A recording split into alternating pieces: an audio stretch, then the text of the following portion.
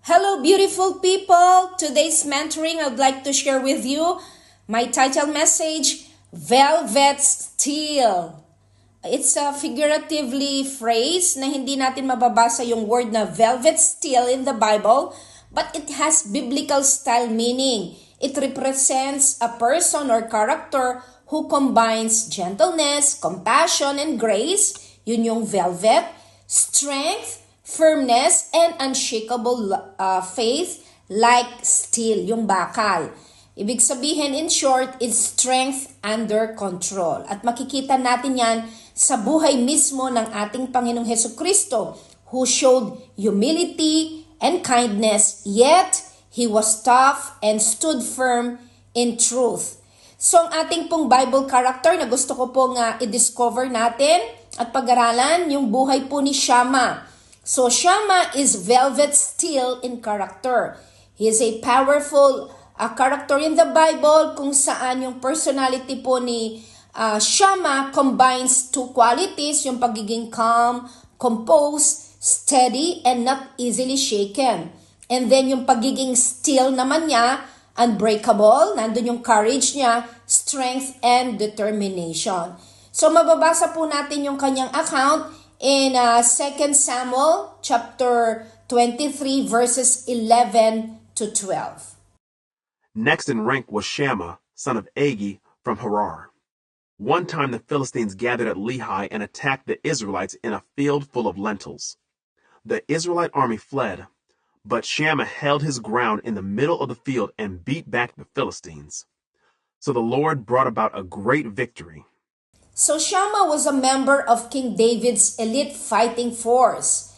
At makikita natin kung paano dinisplay niya yung kanyang bravery, no? Pinapakita ng mga narratives natin, ng mga verses na yan, kung paano hina-highlight yung kanyang courage and faithfulness, standing alone in battle while trusting God's protection.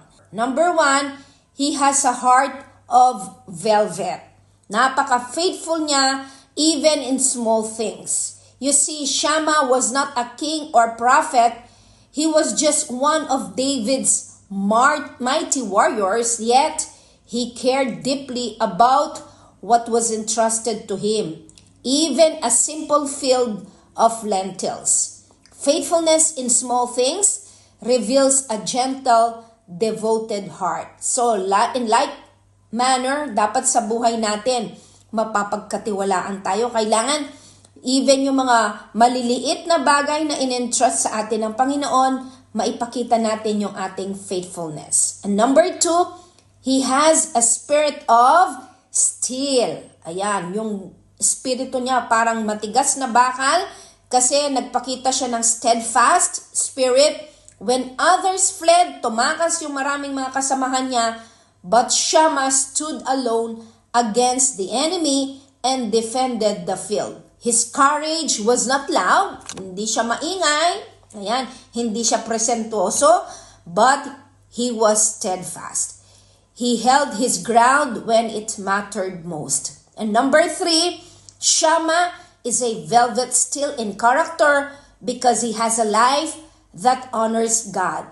You see, victory through faithfulness ay nagmanifest ito sa buhay po ni Shammah. Because he stood firm in his faith, God brought about a great victory. So Shammah shows that quiet obedience and resilience can lead to powerful outcomes. So let us be like Shammah. Magkaroon tayo ng velvet steel na character. Maging faithful tayo even in small things. Let us be steadfast in our love, in our faith, in our trust to God.